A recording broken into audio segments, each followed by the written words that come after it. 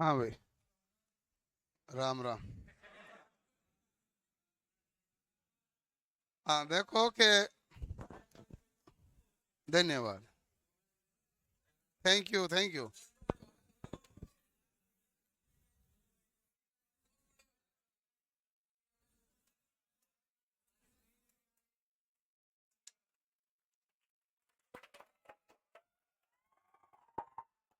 बस अब आपकी सर्दी उड़ गई है। अब चैप्टर पढ़ते हैं वायरिंग। वायरिंग में ध्यान से सुनना। अपना वायरिंग चैप्टर है। वायरिंग हम जब घरेलू वायरिंग की जाती है तो कुछ मानकों का ध्यान रखना पड़ता है। मानक ध्यान में रखते हुए ही वायरिंग करनी चाहिए ताकि वायरिंग उचित हो, शॉर्ट सर्किट नहीं हो, सुरक्षित हो और नियंत्रण भी सही रूप से हो सके। इसलिए कुछ नियम बनाए गए, उन नियमों को ध्यान रखना है। आजकल इन नियमों का ऑपरेशन कर रहा है वो BIS है, जो ब्यूरो ऑफ इंडियन स्टैंडर्ड है। पहले ISI करता था, इंडियन स्टैंडर्ड इंस्टीट्यूट। जब ISI इन नियमों का ऑपरेशन करता था तो हमारे पास विद्युत के सबसे ज्यादा नियम 1956 के नियम लागू हुए। उसके बाद 1986 में जाके हमने क्या बना लिया भाई, BIS। और अभी 2010 में एक अमेंडमेंट होके BIS के नए नियम लागू हो गए। हर बार नए नए संशोधन लागू होते रहते हैं। मूल विद्युत के नियम कौन से हैं भाई हमारे पास, 1956 के। जैसे आप संविधान भी पढ़ते हो तो उसमें कहते हो कि जो संविधान लागू हुआ उसमें मूल जो भावना ली गई है 1935 की ली गई है। तो उस हिसाब से इसमें भी जो मूल भावना 1956 की है, परंतु आप देखते हो कि समय के हिसाब से इंसुलेशन पदार्थ भी चेंज हो रहे हैं। खंभे पहले लकड़ी के होते थे, RCC होने लगे, स्टील के होने लगे, टावर होने लगे। तो इस हिसाब से हर एक वैल्यू में क्या करना पड़ता है, परिवर्तन। लेकिन मूल नियम कौन से हैं, 1956 वाले। वो जो 56 वाले नियम बने उसके बाद संशोधन हुए अलग अलग, और इस हिसाब से उन्होंने प्रैक्टिस के लिए कुछ कोड निर्धारित किए हैं। ये कोड पढ़ भले ही लो लेकिन याद आपको कुछ नहीं रहना है। बट सवाल पूछा हुआ, जैसे मान लो एक सवाल पूछा था परीक्षा में, 1100 वोल्ट तथा इससे कम कार्यरत वोल्टेज के लिए PVC इंसुलेटेड केबल में कौन सा काम में लिया जाता है, तो आप कहेंगे 694 1990। कैसे याद रहेगा किसी बंदे को, ये पॉसिबल नहीं है। लॉजिक कुछ नहीं है इसके। लॉजिक यही है कि आपको पता है कि अनुच्छेद 332, 356 और 360 है जो आपातकालीन से संबंधित है। तो बता 353 कौन सा है। लॉजिक धरा रह गया ना, साइड में हो गया लॉजिक, क्या कहाँ गया लॉजिक। जो याद है वो याद है, जो नहीं है वो नहीं है। इसके लिए कुछ नहीं है। आपको 52 याद है, 56 याद है, 60 याद है, 58 तो याद ही नहीं है।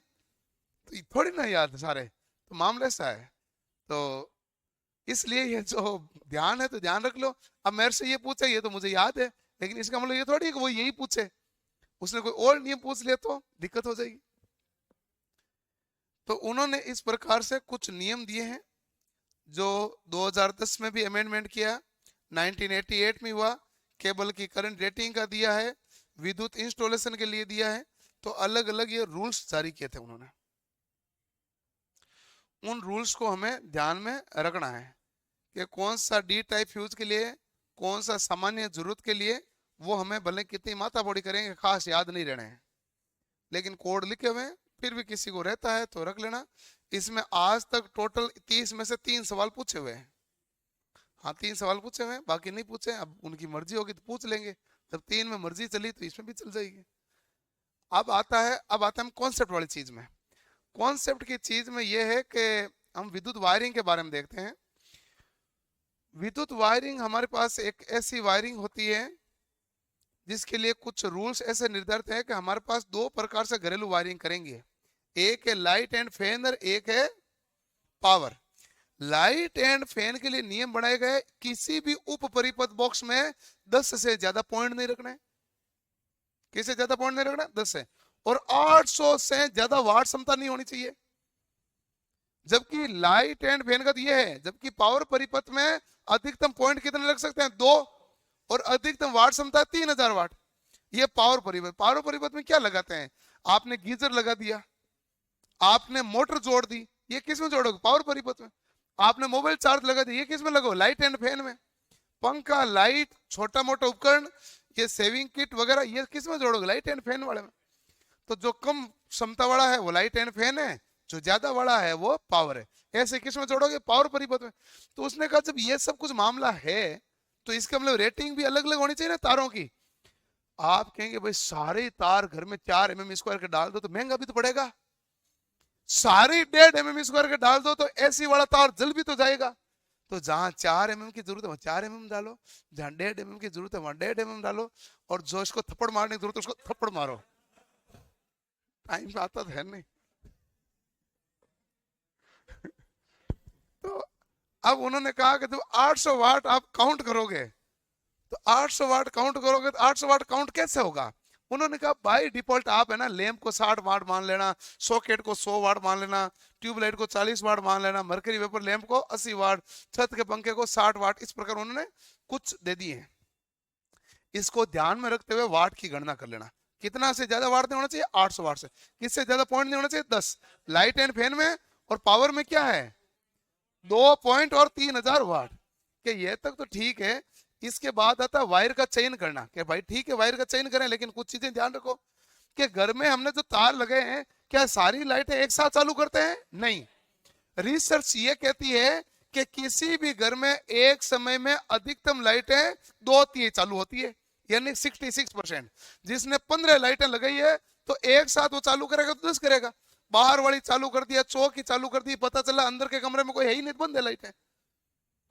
छत पे कोई गए नहीं तो छत की लाइटें चालू नहीं, क्योंकि नीचे वाली लाइटें चालू है। आपने छत की लाइटें चालू की तो सारे नीचे है नहीं। तो इसलिए 66% है जो काम आती है। इस हिसाब से डाइवर्सिटी फैक्टर तय होता है। डाइवर्सिटी फैक्टर क्या कहता है कि कुल व्यक्तिगत अधिकतम मांग कितनी है, व्यक्तिगत यानी हर एक की इंडिविजुअल मांग को जोड़ो बटा अधिकतम मांग कितनी है, उसका भाग दोगे तो क्या आएगा? Diversity factor. ये सवाल पूछा जाता है। इसी हिसाब से तार का माप तय हुआ है। तार का क्या मापता है कि लाइट एंड फैन परिपथ है तो कम पावर वाला है। अच्छा, कम पावर वाले का मामला क्या है? कम पावर वाले में कॉपर का तार 1 mm² का, एल्यूमिनियम का 1.5 का। पावर में ज्यादा क्षमता चाहिए तो कॉपर का 2.5 का, एल्यूमिनियम का 4 का। कोई कंफ्यूजन? ये वैल्यू है जो पूछी गई है। अब देखो लाइट एंड फैन परिपथ में भारतीय विद्युत नियम कौन से लागू होते हैं? 1956 के। ठीक है।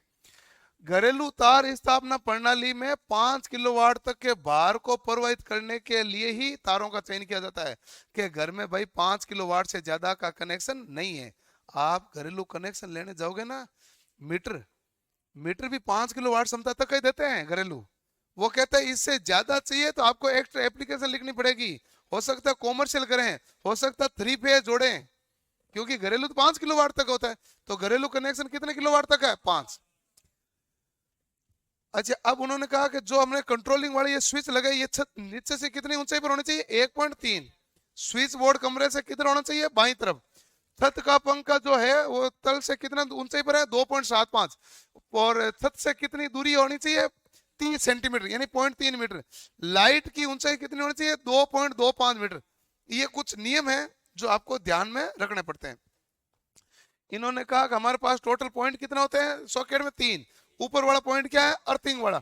मोटी पिन होनी चाहिए, बड़ी पिन होनी चाहिए, लंबी पिन होनी चाहिए, क्योंकि लंबी पिन होने से जल्दी से टच कर जाएगी, पहले टच वही करेगी, सुरक्षा पहले देखा जाएगा, और इसका आकार बड़ा होने से प्रतिरोध का मान क्या होगा? कम। ठीक है। अब है कि हमारे पास यदि कोई सप्लाई है और 230 वोल्ट की सप्लाई है, तब तो सिंगल फेज अर्थिंग में एक तार का अर्थिंग बहुत है। लेकिन जब 650 वोल्ट सप्लाई आ रही है या उससे ज्यादा की सप्लाई आ रही, बड़ी मशीनें चल रही है, तो आपको कम से कम 2 ही अर्थिंग करनी पड़ेगी। तो 2 ही अर्थिंग की आवश्यकता होती है। घरेलू के लिए कितना अर्थिंग चाहिए? सिंगल। 125 वोल्ट तक तो अर्थिंग चाहिए नहीं, 125 वोल्ट के बाद नहीं चाहिए। अब देखो कि जो उप परिपथ में अंदर जो बॉक्स बनाते हैं, एक तो धात्विक होता है, एक लकड़ी का होता है। लकड़ी का जो बनाओ उसको इंसुलेटेड कर दो, वार्निश कर दो, ताकि ये नमी को नहीं सूखे। नमी को नहीं सूखेगा क्या रहेगा? कुछ अलग रहेगा ना। और यदि धातु का रखा मजबूती के लिए तो उसको अर्थिंग जरूरी रूप से करें। धातु का यदि बनाए ऊपरी बॉक्स में नीचे वाला भाग, तो किसका क्या करना चाहिए? अर्थिंग। ठीक है। वो कहेगा जहां तक कोशिश हो, स्विच है जो स्नान घर के कहाँ लगाना चाहिए? बाहर। फिर भी अंदर लगाना भी पड़े तो कैसे लगाना चाहिए? जल रोधी, वातावरण रोधी, आपके बरामदे में लगाओगे तो जल रोधी वातावरण रोधी, छत पर लगाओगे तो जल रोधी वातावरण रोधी, यानी वाटर प्रूफ होने चाहिए और वेदर प्रूफ भी होने चाहिए, ताकि कोई नहीं तो वातावरण का प्रभाव है नहीं नमी का कोई प्रभाव है। यदि लगाने की जरूरत ही पड़े बाथरूम में, नहीं तो बाथरूम का स्विच कहाँ लगाना चाहिए, बाहर, फिर भी जरूरत पड़ जाए तो आप लगा लो अंदर। ठीक है, अब इन्होंने गैलरी बरामदा के बारे में सारा बता दिया, घर के बाहर के सभी लाइट पॉइंट के बारे में बता दिया। हाँ, ये धात्विक अर्थ भी हो गया। अर्थ चालक में कभी भी कोई फ्यूज और स्विच गलती से भी नहीं जोड़ना। आपने अर्थिंग में स्विच जोड़ा, आपने कोई भूल में बंद कर दिया, हाथ लगाए झटका आया, उधर तो सप्लाई जा ही नहीं रही, तो फिर वो स्विच लगा के अपने गले की फांसी बनी है। तो नहीं तो फ्यूज लगाना चाहिए नहीं स्विच लगाना, फ्यूज में कुछ नहीं लगाना चाहिए, सॉरी अर्थिंग वाले में, अर्थिंग में नहीं तो फ्यूज लगाना चाहिए न स्विच। फ्यूज में स्विच सदैव किस में लगाना चाहिए, लाइव तार में। किस में लगाना चाहिए, लाइव तार। वो तो तारों का रंग के बारे में तो चर्चा हो चुकी है। अब एक और इम्पोर्टेंट, 250 वोल्ट से ज्यादा का वोल्टेज जहां पर भी चेतावनी पट्टी लगाओ भाई कि इधर हाई वोल्टेज है, झटका आ सकता है। कि 250 वोल्ट तक तो कोई हाथ गिला तो मैंने कहा स्विच ऑन कर दिया ऑफ कर दिया, झटका आएगा नहीं, आ भी जाएगा तो छूट जाएंगे, वो मर थोड़ जाएंगे, झटका सही लगेगा। लेकिन यदि उससे ज्यादा वोल्टेज है, हाथ में मान लो बाथरूम में नाके हुए हाथ धो के आया हूँ और स्विच ऑन करने को कहा, तो वहां चेतावनी लिखा हुआ है ध्यान से वोल्टेज ज्यादा है, तो मुझे तय करना पड़ेगा हाथ गिले लगाऊं कि नहीं लगाऊं। तो ये मुझे चेतावनी दी है, फिर भी मैं लगा रहा हूँ, तो मेरी मर्जी है कि मैं लगाया कि भाई मदद मरना ही है, वो लगाएगा। और जो कहेगा भाई हाथ गिला या तो हाथ सूखने दूं या मैं लकड़ी की डंडी काम में ले लूं, छड़ काम में ले लूं, तो वो फिर क्या ठीक है। तो इसलिए क्या देना चाहिए, चेतावनी। उन्होंने कहा कि जब कभी भी वायरिंग पूरी कर दो, वायरिंग करने के बाद में दो चीजें चेक होनी चाहिए। पहले तो मेगर से चेक करो कि उसका इंसुलेशन मजबूत है कि नहीं है। कभी भी मेगा ओम से कम प्रतिरोध यदि मान हुआ तो आप हाथ लगाओगे, झटका ज्यादा नहीं आएगा आपके, आएगा। तो मेगर से चेक करो कि इंसुलेशन आपने जो सही है कि नहीं है। मेगर से चेक कर दिया तो लीकेज करंट को मापो, और लीकेज करंट 1/5000वें भाग से ज्यादा नहीं होनी चाहिए। 1/5000वें भाग से ज्यादा यदि लीकेज होती है तो आपको इंसुलेशन क्या लगाना पड़ेगा, मजबूत। यानी कि यदि 5000 एम्पियर धारा आ रही है तो 1 एम्पियर लीकेज हो सकती है, 5 एम्पियर आ रही है तो 1 मिली एम्पियर हो सकती है, 10 एम्पियर आ रही है तो 2 मिली एम्पियर हो सकती है। तो 1/5000 भी सवाल पूछा हुआ है, 10 एम्पियर धारा में अधिकतम लीकेज कितनी होती है, 2 मिली एम्पियर, ये भी सवाल पूछा हुआ है, 1/5000 से ज्ञात किया जाएगा। वायरिंग में हमें अधिक पेच ही प्रयोग किए जाने चाहिए, उन्हें हथौड़े से ठोकने नहीं चाहिए। हम ज्यादातर हथौड़ी का काम लेते हैं, उन्होंने कहा इस प्रकार करो कि आप इस स्क्रू से कसो। इससे क्या फायदा होता है कि आपने कसा, जरूरत पड़ी तो वापस खोल सकते हो और उसकी जगह वापस कस सकते हो। हथौड़ी से ठोका तो फिर वो वापस उसके उस जगह पर ठोकने लायक रहेगा नहीं। तो इसलिए ये कहता है कि कोशिश करो पेच का प्रयोग करें, बाकी तो आप जो प्रयोग करना करो। ऊर्जा मीटर की स्थापना है। ऊर्जा मीटर की स्थापना में ये मामला है कि भाई पहले वाले अब मामले में चेंज हो गया है। पहले ऊर्जा मीटर तो अब घर के अंदर लगता था, पहले सप्लाई आती थी हम कटआउट में लगाते थे, फिर ऊर्जा मीटर में लगाते हैं। ऊर्जा मीटर खराब नहीं होना चाहिए, कटआउट पहले लगा दो। अब ऐसा नहीं है, अब वो गवर्नमेंट ने कहा कटआउट कटआउट तो गई भाड़ में, तुम ऊर्जा मीटर तो लगाओ बाहर ही, तुम्हारे ऊपर तो हमें रत्ती पर विश्वास है नहीं। तो यहाँ से जो तार आ रहे हैं तुम सीधा बाहर ही लगाओ ऊर्जा मीटर, और यहाँ से जो अंदर तार जा रहे हैं उसमें तुम कटआउट लगाओ, आइसोलेटर लगाओ, मेन स्विच लगाओ, एमसीबी लगाओ, जो मर्जी लगाओ, इधर से आगे जो धारा जाएगी हमने तो बिल ले लेना है। तो आपको क्या करना, जो भी देखो। तो उन्होंने अब जो स्थापना है, नया तरीका क्या है, पहले ऊर्जा मीटर में कनेक्शन, फिर आईसी कटआउट, फिर मुख्य स्विच, फिर वितरण बोर्ड। पुराना कनेक्शन पहले कटआउट में फिर ऊर्जा मीटर में जाता था, ये फर्क होता। ऊर्जा मीटर की खास बात क्या है कि ऊर्जा मीटर देखो कि जितनी क्षमता का दिया है, जैसे मान लो मुझे 5 किलोवाट का दिया, 3 किलोवाट का मैं लेके आया हूं, तो वहां तक तो काम करने चाहिए। लोड इस पर 10% ज्यादा हो जाए तब तक भी काम करना चाहिए, जले नहीं। उससे ज्यादा लोड आए तो जड़े भाई, उससे ज्यादा की जमावदारी लेता नहीं। और हाँ, जो मीटर में आपके रीडिंग आ रही है, आपने मान लो 100 यूनिट खपत की है, एग्जैक्ट 100 खपत की है, मान लो उसने यूनिट 97 दिखा दी तो आपको 97 का पैसा लिया जाएगा। उसमें यूनिट 103 दिखा दी तो आपको 103 का पैसा लिया जाएगा। कह रहे हैं कि कोई भी मीटर होता है उसमें कुछ ना कुछ तो त्रुटि होता है। तो ऊर्जा मीटर में कितनी त्रुटि मान्य है, प्लस माइनस 3%, 3% से ज्यादा त्रुटि मान्य नहीं है। अब 3% में ये घाटा आपके भी हो सकता है, ऊर्जा विभाग के भी हो सकता है, लेकिन कोई भी 100% तो एक्यूरेट होता नहीं है। तो इस हिसाब से अब वायरिंग करने के लिए कुछ क्रमबद्ध योजना बनानी पड़ती है। जैसे आप वायरिंग का ठेका लेते हो, हाँ साहब मैं आपके कर देंगे वायरिंग, तो पहले उसको क्या कहोगे, तो आप कहोगे भाई बता किधर टीवी लगानी तुझे, पूछोगे तो सही ना, किधर तुम बेड लगाओगे, तो पता चलेगा तुम सराहना इधर करोगे तो टीवी उधर रहनी चाहिए, तो वो कहेगा नहीं नहीं नहीं, पंडित जी ने कहा इधर सिराना नहीं करना चाहिए, सिराना तो इधर ही करूंगा मैं, तो वास्तु दोष हो जाएगा। तो वो कहेगा अच्छा तो फिर टीवी इधर लगाऊं, क्योंकि पहले तय करना पड़ेगा ना, तो वो कहेगा हाँ ठीक है टीवी इधर लगा, तो स्विच उधर लगा दे। हाँ, तो ये सब कुछ तय करना पड़ता है, सब कुछ पूछ के तो तय करना पड़ता है। तो ये जो आपने हॉल बनाया है, इसमें किधर सोफा लगाओगे, किधर टीवी लगानी है, तो मैं टीवी वाला पॉइंट निकालूं, क्यों टीवी की केबल अलग आती है, उसी के साथ में एक इंटरनेट की केबल भी लेके आ जाऊं, ठीक है ना, क्योंकि ये केबल हमेशा इलेक्ट्रिक केबलों से अलग होती है। तो ये आपको पहले तय करना पड़ेगा, जब तय करोगे तो इसे कहते हैं लेआउट, ये वास्तु के हिसाब से बनता है। बाकी चीजों को देख के संबंधी आरेखों, आयोजनों, काम कैसे करना है, क्या काम करना है, उन चीजों को ध्यान में रखते हुए चीजें बनानी है, उसे क्या कहते हैं लेआउट। आपने लेआउट बना दिया, लेआउट में आपने फाइनल कर दिया, यहां से देखो ऊपर से 450 सेंटीमीटर नीचे है ना, यहाँ इतना आपको ऊपरी पद लगाना है, और ये यहाँ पर 3 तार जाएंगे, इधर से कितने तार जाएंगे 3, यहाँ से भी 3 तार जाएंगे, यहाँ भी 3 तार जाएंगे, ये 300 सेंटीमीटर दूरी है, ये 150 सेंटीमीटर दूरी है, ये 250 सेंटीमीटर दूरी है, ये सब कुछ आपने बना दिया। तो ये रफ आइडिया कि आपको यही बनाना है ना, कि हाँ ठीक है, तो अब ठीक है मैं देख लूंगा। यहाँ तक तो मकान मालिक की सहमति चाहिए। मकान मालिक ने कहा भाई कि हमारे तो स्विच इधर लगा और तुम टीवी वाला उधर लगा, क्योंकि देखनी टीवी उसको है, लाइट चालू उसको करनी है। आप ऐसे थोड़ी कहोगे मेरे से करानी है तो टीवी इधर ही लगेगी, ऐसा तो हो नहीं सकता ना। तो वो कहेगा मेरा लेआउट है, मेरा प्लान है, मेरा आयोजन है, मेरा काम कैसा है, वो अपने काम के हिसाब से चीजें करवाएगा। तो उसका क्या बनाए पहले लेआउट, लेआउट जब फाइनल हो गए तो अब आपको बैठ के बनाना पड़ेगा इंस्टॉलेशन प्लान, कि भाई अब तो ठेका तो मिल ही गया है, इंस्टॉलेशन तो करना ही पड़ेगा, पाइपें लगानी पड़ेगी ना। तो इंस्टॉलेशन प्लान में ये होता है कि अब उसको आप ये सब कुछ बना के दोगे, कितनी पाइपें लानी है, कितने टी लाने हैं, कितने एल्बो लाने हैं, कितने ऊपरी पद बॉक्स लाने हैं, ये तो सब कुछ बता के दो, कितने जंक्शन बॉक्स लाने हैं, वो लाएगा तभी तो पाइप लगाओगे। तो आप बैठ के क्या बनाओगे इंस्टॉलेशन प्लान, कितने क्लैंप लाने, कितने सैंडल लाने, आपने प्लान बनाया। तो प्लान तो ऐसा बनता है, ये बन गए प्लान, देख लो कितनी पाइप लगी, कितनी एल्बो लगी, कितनी सैंडल लगी, कितने ऊपरी पद बॉक्स लगे, कितने जंक्शन लगे, कितने टी लगे, सब आएंगे कि नहीं आएंगे उसमें, सब आगे, सब आगे। अब आप उसको कहोगे आपको 80 एल्बो ले आओ, 20 टी ले आओ। तो ये तो है तरीका, आपने पहले इंस्टॉलेशन प्लान बनाया।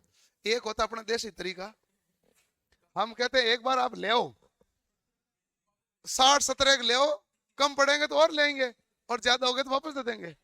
इसका मतलब हम इस प्लान को खा गए, हमने ये बनाया ही नहीं, हमने कहा कि हम सीधा हवा में है, जबकि इस हाँ, हवा में ही हुआ ना भाई, क्या सीधा। और दुकान वाले कह गए बचेगा तो हम आपको देंगे, रिटर्न ले रहा कि नहीं ले रहा, ले रहा हूँ तभी लेंगे मामला, क्योंकि हमें तो खुद को नहीं पता कितना लगेगा।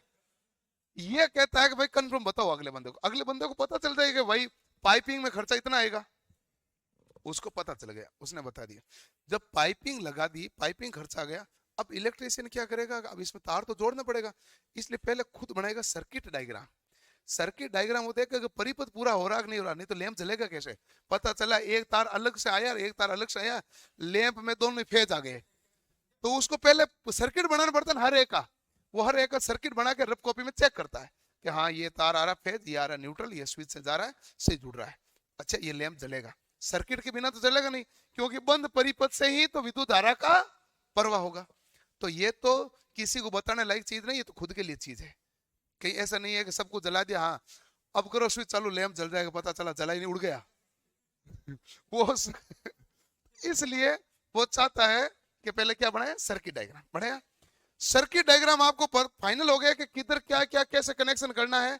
तो अब उसको कहोगे कि देखो हमने इंस्टॉल कर दिया है, पाइप पाइप लगा दी, प्लास्टर हो गया, ऊपर पद बॉक्स पड़ा है, अब आप लेके आओ तार।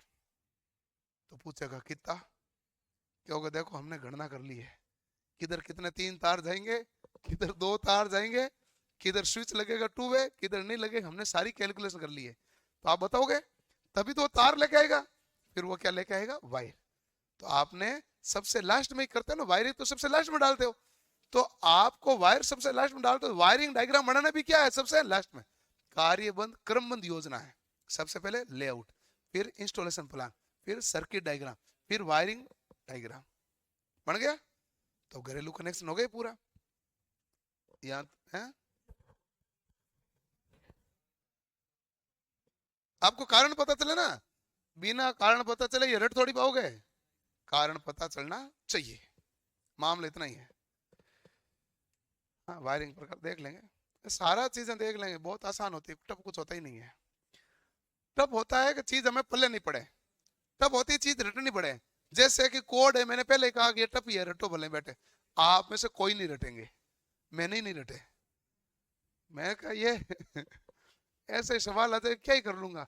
मैंने 694 में 1988 पढ़ा, उसने 695 पूछ लिया, तो मेरे तो वैसे भी पल्ले नहीं पड़ना है, तो इतना ऐसा क्या रटे हैं फिर भी। ये निमी के अंदर लिखे हुए थे कि भाई इंपॉर्टेंट है, हमने भी लिखे इंपॉर्टेंट है, और आपको पढ़ना देख लेना, बाकी पढ़ा जाता है नहीं। हमें चीजें होती है कॉन्सेप्ट और तरीके से याद, रटी हुई चीजें तो कितनी काम आती है। अब ये वायरिंग डायग्राम में भी कॉन्सेप्ट याद रहेगा, कोई भी चीज आप देखोगे तो कॉन्सेप्ट के साथ याद रहेगा। अब है स्थायी वायरिंग और अस्थायी वायरिंग। अस्थायी वायरिंग तो दो प्रकार से करते हैं, एक तो क्लिट होती है, एक फ्लेक्सिबल होती है।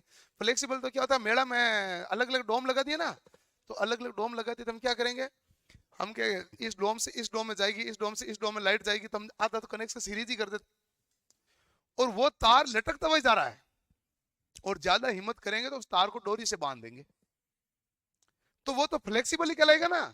उसमें तो हमने कहीं क्लिट लगाया क्या, नहीं, तो वो वायरिंग क्लिट कहलाएगी क्या, नहीं, वो वायरिंग क्लिट नहीं कहलाएगी।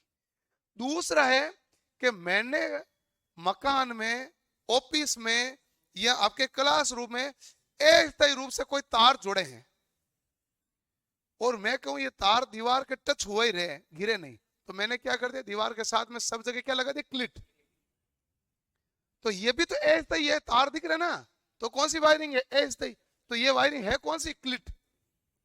और एक तार लचीला ऐसे सीधा ही जा रहा है, जैसे आपका तार जा रहा है घर से जा रहा है बाड़े में, उसमें कहाँ क्लिट हो रहा है इतना ज्यादा, वो तो आप बांध देते हो 2-3 जगह, है कि नहीं है। तो वो हमारे पास फ्लेक्सिबल है, वो भी अस्थायी है, और क्लिट भी कौन सा है, अस्थायी, दोनों अस्थायी है। ठीक है। अब देखो कि क्लिट में तो लटक हुआ स्विच वगैरह काम ले लेते हैं, नहीं उसमें फ्लेक्सिबल में, और क्लिट में ले लेते हैं स्विच, तो अस्थायी में तो अस्थायी कोई से काम लो। अब क्लिट तो अब देखो कि आपके पास क्लिट आ गई प्लास्टिक की, पहले प्लास्टिक की तो थी नहीं, पहले क्लिट थी पोर्सलिन की। तो इसको पोर्सलिन की क्लिट लगाने के दो तरीके थे, पोर्सलिन है चीनी मिट्टी की, दो तरीके थे। एक तो दीवार के पास पास में इस तार को लगाओ, एक स्क्रू करो, उसको कस दो, क्यों हथौड़ी से ठोकोगे तो पोर्सलिन टूट जाएगा, तो फिर आपको गिट्टी लगा के कसना ही पड़ेगा। जब उन्होंने कहा ऐसा कसना ही पड़ रहा है, तो अपन तार को सपोर्ट देते हैं, क्योंकि सीधा दीवार का टच होगा, दीवार गीली होगी, नमी आएगी, अपन ज्यादा नहीं दे सकते, थोड़ा सा तो दे। तो उन्होंने कहा नीचे एक बेस बना दो, लकड़ी का नहीं, बेस लकड़ी का क्यों, बेस भले चीनी मिट्टी का ही बना दो, लकड़ी की जगह चीनी मिट्टी का ही बना सकते हैं, चाहे तो हम लकड़ी का बना सकते हैं, किसी का भी बेस बना सकते हैं, लकड़ी में फिर भी नमी रहते हैं। उन्होंने कहा चीनी मिट्टी का बना दो, इतना ही बनाना, छोटा सा गुटका ही तो बनाना है, तो चीनी मिट्टी का बना दो, और ये नीचे लगा दो, और आपने ड्रिल तो वैसे भी की ही है, तो उसके ऊपर पेच कस दो, तो तार को थोड़ा सा तो सपोर्ट मिल गया ना। तो इतना तो पूरा उस दीवार के टच नहीं करा, उसने कहा थोड़ी सी सहायता मिलेगी। हमने इस सहायता को, हमने कहा छोड़ो, ये सहायता अपन को नहीं चाहिए, अपन के पास अभी नई टेक्नोलॉजी में आ गए हैं प्लास्टिक के गुटके, क्लिट। हमने कहा इधर लिया, टक टक किया, लगा, आधे घंटे में सारे पूरे। इधर तो मैं 2-3 छेद करूंगा और गीटियां लगाऊंगा लकड़ी की, पहले लकड़ी की गीटियां होती थी, आजकल तो डोबड़ी आ गई, वो सीधी प्लास्टिक की। तो पहले लकड़ी की गीटियां होती थी, उसमें टाइम ज्यादा लगता था, तो लेकिन पहले वायरिंग इतनी होती थी, उस प्रकार वायरिंग की जाती। ये वायरिंग तरीका। पूछे हैं कि दो क्लेटों के बीच की दूरी कितनी होनी चाहिए, 60 सेंटीमीटर। यदि हॉरिजेंटल है, हॉरिजेंटल, तो जहां ज्वाइंट हुआ, ज्वाइंट से 30 सेंटीमीटर दूरी पर तो गिट्टी लगनी चाहिए, क्योंकि नहीं तो जहां ज्वाइंट हुआ वहां पर तनन तनन बल बढ़ेगा कि नहीं बढ़ेगा, तनाव आएगा। तो तनाव वहां पर कम आए तो 30 सेंटीमीटर की दूरी के अंदर अंदर आपको क्या लगानी पड़ेगी, क्लिट यानी गिट्टी लगानी पड़ेगी, सैंडल लगानी पड़ेगी, एक ही बात है। ओके, अब कहा कि ये देखो छोड़ो, अपन करते हैं स्थायी वायरिंग। स्थायी वायरिंग तो छोटी मोटी है। स्थायी वायरिंग, स्थायी वायरिंग क्या, सबसे पहले वायरिंग आई बेटन वायरिंग, ये तो बाद में आती है। पहले आई बेटन वायरिंग। बेटन वायरिंग क्या, हमें पता तो था कि लकड़ी में इस प्रकार की सैंडल्स लगाई जाती है। हमने कहा अपन है ना पूरी लकड़ी का सपोर्ट दे देते नीचे, हमने दे दिया नीचे लकड़ी का सपोर्ट। लकड़ी किससे सुरक्षा करेगा, वो कहेगा बाकी की तुलना में नमी से सुरक्षा करेगा। कि कैसे करेगा, कि जब नमी होगी तो ये खुद गीला हो जाएगा, उसके बाद अपन को गीला होना है, नहीं तो सीधा अपन को गीला होना है। तो बीच में एक सपोर्ट तो मिला कि हाँ, इसको और एक सपोर्ट कर देते हैं कि इसके ऊपर वार्निश कर दो। वार्निश कर दिया तो लेप कर दिया, तो अब नमी क्या सोखेगा, कम। तो कम नमी सोखेगा तो इसके ऊपर तार के ऊपर नमी क्या आएगी, कम। तो हमने लगाई लकड़ी की फट्टी लगाई, ऊपर लगाए तार, और सीधे सीधे हमने कहा डायरेक्ट क्या लगा दी है, क्लेट कस दी। तो ये वायरिंग कौन सी कहलाई, स्थायी वायरिंग। हमने कहा यार इतनी ढंग से स्थायी वायरिंग हो ही गई है, तो ये तार दिख क्यों रहा, इसके ऊपर एक ढक्कन ही लगा दो। तो हमने लकड़ी का एक ऊपर ढक्कन लगा दिया, तो वो कौन सी हो गई, केसिंग कैपिंग। फिर हमने कहा ढक्कन लगा दिया तो ढक्कन दिखने में सुंदर होना चाहिए, तो हमने फिर कलाकृति डिजाइन बनाई, फूल बनाए, हाथी घोड़े बनाए, छोटे छोटे बिंदियां बनाई।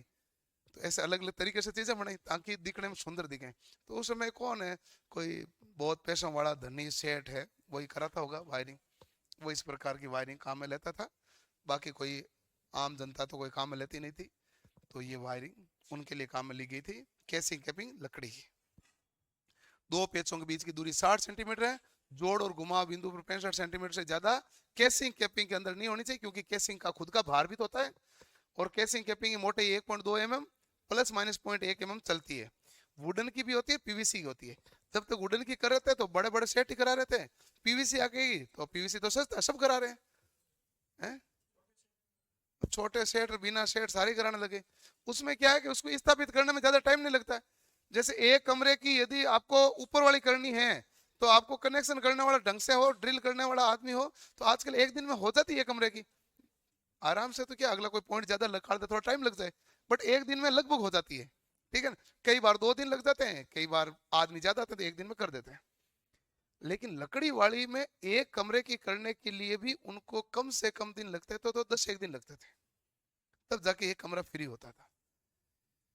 तो बताओ, पीवीसी सब काम लेंगे, इजी हो गई, सस्ती हो गई, लेबर का खर्च बच गया, सुरक्षा हो गई।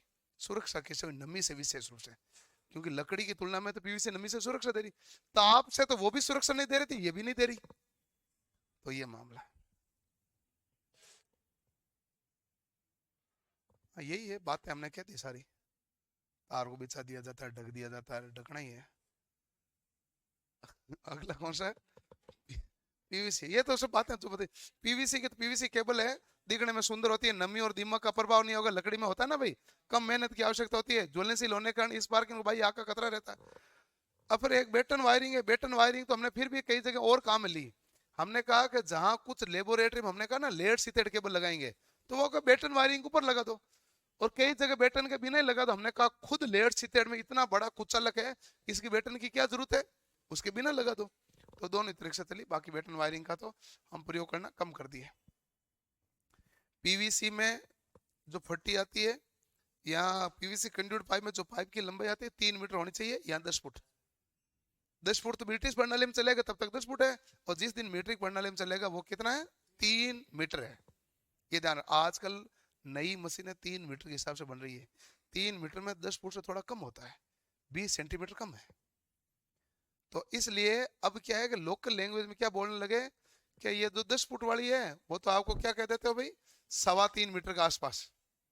और ये कितने मीटर की है, 3 मीटर की। तो 10 फुट और 3 मीटर का फर्क होता है हल्का सा। पहले ब्रिटिश प्रणाली चलती थी, सब चीजें फुट में चलती थी। आजकल मशीनें, जैसे मान लो आप सोचो एक मशीन बना रहा है यूरोप वाला, वो तो फिर भी ब्रिटिश में बनाई दे, क्योंकि ब्रिटिश प्रणाली उसी की है। अमेरिका वाला बना रहा है, उसकी क्या दिक्कत है, वो क्यों बनाएगा ब्रिटिश में, वो कौन सी बनाएगा, मीट्रिक वाली, वो मीट्रिक में बनाएगा। तो ये मामला। तो ये तो लेबोरेटरी के अंदर इसका प्रयोग किया जाता है। फिर आया सबसे इंपॉर्टेंट, जो सबसे ज्यादा काम लेते हैं, कंड्यूट पाइप वायरिंग। हमने कहा कंड्यूट पाइप वायरिंग क्या होता है। तो कहा कंड्यूट पाइप वायरिंग तो ऐसा है कि पाइप के अंदर हम वायर को स्थापित कर देते हैं। जैसे पाइप के अंदर तो स्थापित करने का दो तरीके हैं, एक तो पाइप बाहर रख दो और एक पाइप अंदर रख दो। जब पाइप अंदर रखते हैं तो लोकल लैंग्वेज में बोलते हैं अंडरग्राउंड केबलिंग करें, जो कि गलत होती है। इसका नाम होता है कंसील्ड कंड्यूट, छुपी हुई वायरिंग। वायर क्या है, छुपे हुए दिख नहीं रहे, छुपी हुई तो कहोगे, तो इसका नाम क्या हुआ, कंसील्ड। कंसील्ड को छुपी हुई हिंदी बोलो या गुप्त बोलो। हम अंडरग्राउंड केबलिंग कहना नाम उचित नहीं है। अंडरग्राउंड का मतलब ग्राउंड तो ये है, इधर अपन तार लगा नहीं रहे, तार लगा रहे हैं दीवार में, तो इसका मतलब कौन सी वायरिंग है, छुपी हुई वायरिंग। तो छुपी हुई वायरिंग स्थापित करते हैं, ठीक है। तो छुपी हुई वायरिंग स्थापित करते हैं तो दो प्रकार से है कि सबसे पहले हमने आयरन वाला काम लिया शुरू में, तो कि लोहे की पाइप में, ठीक है, लोहे की पाइप काम ले ली। लोहे की पाइपों को गैल्वेनाइज्ड आयरन से बना दिया, जीआई से। तो अर्थिंग में तो वैसे भी काम में लेते ही है, तो उन्होंने कहा अर्थिंग में जो काम आ सकती है, इसका मतलब संसरण की क्रिया तो होगी नहीं, अपने वायरिंग में भी काम आ जाएगी। लेकिन लोहा है तो महंगा ना, आपने अंदर वाले लगा दो बाहर वाले लगा दो, लेकिन है क्या, महंगी। फिर हमने कहा जब महंगी है तो अपन पीवीसी काम लेते हैं। इसलिए अब आजकल हम छुपी हुई वायरिंग भी पीवीसी, बाहर वाली भी पीवीसी। घर में वायरिंग छुपी हुई करनी चाहिए, सुंदर दिखे, खटका दिखे, लैंप दिखे, बीच में तार दिखे ही नहीं, छुपी हुई अच्छी है। लेकिन औद्योगिक इकाइयों के अंदर हमेशा वायरिंग कौन सी करनी चाहिए, बाहरी कंड्यूड, जिसमें कंड्यूड भाई बाहर दिखना चाहिए। क्यों दिखना चाहिए, एक तो मशीनों वाला मामला है, तो हर बार आपको नई मशीनें भी लगानी पड़ती है, जिसके उद्योग है उसको नई मशीन भी आती है। कई बार पता चलता है ये मशीन तो आउटडेटेड होगी, इसकी जगह नई मशीन रिप्लेस करनी पड़ेगी। कई बार करता है कि इस मशीन के साथ जॉइंट में एक और मशीन है, जिसे दो जॉब एक साथ ही पूरा हो जाएंगे, तो इस प्रकार के उसको नए नए कनेक्शन निकालने पड़ते हैं। कई बार वायरिंग चेंज करनी पड़ती है। मेरे पास 10-10 एचपी की दो मशीनें थी, पता चला एक मशीन आई ऑटोमेटिक आई, सुपर ऑटोमेटिक है, वो 30 एचपी की है, अब मुझे केबल चेंज करनी पड़ रही है। तो इसका मतलब कौन सी उचित रहेगी, बाहर वाली। तो वो कहते हैं औद्योगिक इकाइयों में हमेशा कौन सी करनी चाहिए, बाहर वाली, और घर में तो फिक्स होता है, तो इसलिए कौन सी करो, छुपी हुई, कंसील्ड कंड्यूट। अब उन्होंने कहा कि देखो मैं बता तो देता हूं आपको, आंतरिक व्यास 16 से 65 mm होता है, लेकिन पाइप का माप बाहर वाला काम आता है। कौन सा काम आएगा, बाहर वाला, क्यों प्लास्टर तो उसके हिसाब से करोगे, जगह तो उसके हिसाब से गिरेगा, तो कहाँ कौन सा माप काम आएगा, बाहर वाला। अंदर वाला माप काम में नहीं आता, बट अंदर वाला माप तार डालने के लिए काम लिया जाता है। तो 16 mm से कितना होता है, 65 mm, ठीक है। अब इसमें आपने पीवीसी और ये आयरन, ये भी कंट्यूट दोनों देख लिया। अब दो फ्लेक्सिबल और है। फ्लेक्सिबल आप कहाँ काम लेते हैं, पहले तो फ्लेक्सिबल केबल, जहां तक मुझे याद है कि ऊर्जा मीटर जो लगा होता है ना, मीटर, मीटर से जो तार जाते थे ना, फेज स्विच से उनके अलग अलग, यहाँ फ्यूज के पास, तो वो जो तार जाते थे घूमते हुए, तो वहां पर फ्लेक्सिबल लोहे की पाइप डाली जाती थी। लोहे की कौन सी होती है, फ्लेक्सिबल। आप में से किसी ने वायरिंग का काम कर रखा है, इलेक्ट्रीशियन का, क्या कौन से इलेक्ट्रीशियन हो रहे, किसने कर रखा है, आपने कर रखा है। तो इनको पता होगा कि फ्लेक्सिबल जो पाइप है वो पीवीसी वाली काम में ली जाती है, फॉल सीलिंग में। फॉल सीलिंग में हमेशा जो पाइप काम में ली जाती थी वो फ्लेक्सिबल ली जाती थी, अभी भी वो फ्लेक्सिबल आती है। 45 मीटर या 50 मीटर का एक बॉक्स आता है, वो तो पूरा साथ में। तो फॉल सीलिंग के अंदर वायरिंग करोगे तो कौन सी होगी, फ्लेक्सिबल पीवीसी की। अब आजकल तो हम देखो कि धातु वाली तो फ्लेक्सिबल काम में लेना बंद कर दिया, पहले काम में लेते थे। जो धातु वाली पीवीसी वो काम लेते थे ना, ये फ्लेक्सिबल वाला धातु की जीआई वाली, उसे ग्रीनफील्ड नाम से जाना जाता था। क्या नाम कहते थे, ग्रीनफील्ड, उसे ग्रीनफील्ड कहते थे। तो पीवीसी, अब तो हम देखो उसको तो लोहे वाली को तो छोड़ो, पीवीसी पे आ जाते हैं। पीवीसी दो प्रकार की है, एक मजबूत वाली, एक फ्लेक्सिबल। फ्लेक्सिबल तो फॉल सीलिंग में काम लेते हैं, या ऊर्जा मीटर उसके पास में कोई लगाना हो, या फिर आपके एमसीबी से ऊर्जा मीटर के बीच वाला जॉइंट जोड़ना हो, तो वहां काम में ले सकते हो। उससे ज्यादा और कई जगह पर काम में नहीं ली जाती। बाकी जगह ठोस वाली पीवीसी काम में ली जाती है। पीवीसी दो प्रकार से की जाएगी, एक अंदर छुपी हुई, एक बाहर, ठीक है। कितना तापमान को सहन कर सकती है, तो 85 डिग्री सेल्सियस। कंड्यूट पाइप की लंबाई कितनी होती है, 3 मीटर। वायरिंग का जीवन काल क्या होगा, सबसे अधिक। फ्लेक्सिबल मेटल कंड्यूट का उपयोग मोटर के टर्मिनल बॉक्स तथा स्विचों के पास किया जाता है, और उससे अपन क्या कहते हैं, ग्रीन फील्ड। कंड्यूट पाइप होते हैं, उसमें बंकन त्रिज्या भी तो होगी ना पाइप में, किससे ज्यादा कितनी होनी चाहिए, कम से कम 7.5। लेकिन ध्यान, पाइप के व्यास का 3 गुना, ये भी नियम आपको कह दिया कि पाइप है 3 सेंटीमीटर का। पाइप कितने सेंटीमीटर का? 3। तो बताओ 3 का 3 गुना कितना हो गया? 9। तो आप कहेंगे भाई फिर बंकन त्रिज्या 9 है। कम से कम पाइप के व्यास का 3 गुना तो करना ही करना है। और सबसे छोटा जो पाइप होता है वो हमारे पास 15 mm का आता है। तो 15 नहीं, सॉरी 15 25 mm का। बाहर वाला भाग कितना आएगा? 25 mm का। तो 25 से कितना होता है? 75। तो 75 mm कह दो या 7.5 सेंटीमीटर कह दो। तो ये माप है। सतही और कंसील्ड देख लिया। सतही तो बाहर वाली होती है, कंसील्ड मतलब छुपी हुई। और इसके बीच में सैंडल्स लगाए जाते हैं। गोदाम लाइट एंड फैन सब वायरिंग की जाती है। इस वायरिंग के बहुत फायदे हैं। आग से सुरक्षित, खतर चोट से सुरक्षित, वातावरण के प्रभाव से सुरक्षित। स्विच बोर्ड इसी तरह दिखाई देते हैं, दिखने में बहुत सुंदर, लेकिन इस स्थापना का मूल्य ज्यादा है और दोष ढूंढना थोड़ा कठिन है। भाई लगाओगे तो रुपए ज्यादा लगेंगे ना। पीवीसी बाहर वाले में तो कम पैसे लगते हैं, अंदर वाले में पैसे क्या लगते हैं? ज्यादा। और दोष ढूंढना थोड़ा क्या होता है? मुश्किल। इसलिए आजकल हम जंक्शन बॉक्स ज्यादा बना देते हैं। युग्मक होता है, यानी कि कपलिंग। कई बार क्या है कि तार इतना लंबा, मतलब केबल, वो पाइप इतनी लंबी नहीं है, जोड़नी पड़ती है, तो आपको क्या काम लेना पड़ता है? कपलर। कपलर होता है, एक तो भाग ऊपर एक नीचे हो सकता है, या दोनों ही भाग ऊपर या दोनों ही भाग नीचे भी हो सकते हैं। तो दोनों प्रकार के कपलर मौजूद होते हैं, जिसके सिरे को थोड़ा सा गर्म करके जोड़ दो, फिर वो मजबूती से पकड़ बना लेता है। कोरनी यानी एल्बो। एल्बो का मतलब होता है जहां गोलाई काटी जाती है वहां क्या लगाया जाता है? एल्बो। मोड़, यदि धातु वाले में तो एल्बो धातु का काम लेते हैं। मोड़ में आप सिंपली आप पीवीसी का भी 90 डिग्री का मोड़ काम में ले सकते हो, जिसकी बंकन त्रिज्या व्यास का 3 गुना होनी जरूरी है। टी पॉइंट, नया कनेक्शन निकालने के लिए क्या लेना पड़ेगा? T point. और अलग अलग बॉक्स है। ये वर्ताकार बॉक्स है जिसमें एक रास्ता आने का और 3 जाने के, क्योंकि एक आ रही है लाइन, एक पंखे में जा रही है, एक ऊपरी पथ में जा रही है। तब आपको अलग अलग चाहिए कि नहीं चाहिए? तो ये जंक्शन बॉक्स ऐसा है कि यहाँ से मेरे पास ऊपरी पथ बॉक्स है, यहाँ से ऊपर गया तो क्या मिला? Junction box. जंक्शन बॉक्स में कहा लाइन इधर भी भेज रहा हूँ, इधर ट्यूबलाइट लगेगी, इधर भी ट्यूबलाइट लगेगी, और ऊपर लगेगा पंखे की। तो तीनों तरफ मैंने आगे भेज दी, तो मैंने क्या लगाया? Junction box. तो ये जंक्शन बॉक्स इसलिए जरूरी होते हैं। और ये जंक्शन बॉक्स सर्कुलर क्यों, आयताकार भी तो होते हैं, तो ये आयताकार जंक्शन बॉक्स भी होते हैं। ठीक है। ये तो काम लेने वाले ये सैंडल कहलाते हैं, ये कंबाइंड स्पेस बार कहलाते हैं, ये सॉकेट्स, निपल, एल्बो टी, अर्थ क्लीट, कंड्यूड टी, फ्लेक्सिबल कंड्यूड, ये हमारे पास जो उपकरण काम लेते हैं। और इसके अलावा फ्यूज बॉक्स, स्विच बॉक्स, पेच, राउल प्लग, ये काम में लिए जाते हैं। ठीक है। अब इसकी प्रणाली, विद्युत वायरिंग करते हैं, पूछेगा वायरिंग करते समय तूने कौन सी प्रणाली अपनाई? तो आप कहना कि देखो मेरे पास मकान है 5 मंजिल का, या कोई बिल्डिंग है 5 मंजिल की, इसलिए मुझे कौन सी अपनानी चाहिए? ट्री। ट्री में क्या अलग अलग शाखाएं होती है, तो ट्री प्रणाली अपनानी चाहिए। जबकि हम घरेलू में सबसे ज्यादा कौन से अपनाते हैं? Distribution box. और एक होती है रिंग प्रणाली भी, वो कहता है 100 मीटर स्क्वायर का एरिया है, वहां तक तो रिंग प्रणाली काम करेगी, उससे ज्यादा में काम नहीं करती है। हम जनरली काम ही नहीं लेते। तो एक सवाल आता है, बहुमंजिला इमारत के लिए कौन सी प्रणाली काम आएगी? वृक्ष। इसमें क्या, एक मेन लाइन जाएगी, इधर तार गया, इधर तार गया, आगे गए, उसमें और तार गए, और तार गए, उसमें दोष ढूंढना कठिन हो जाता है। फ्यूज भी तो ज्यादा लगते हैं, तो दोष ढूंढना क्या होता है? कठिन। बहुमंजिला इमारत में काम लिया जाता है, और इसमें दोष ढूंढना क्या होगा? कठिन होगा। ये तो अंतर था टेबल। ये अलग अलग अलग क्या लगाया जाएगा? फ्यूज लगाए जाएंगे। और इसकी हानियां हैं, दोष ढूंढना कठिन होता है, जोड़ों की संख्या अधिक होगी तो वायरिंग क्या हो जाएगी? कमजोर।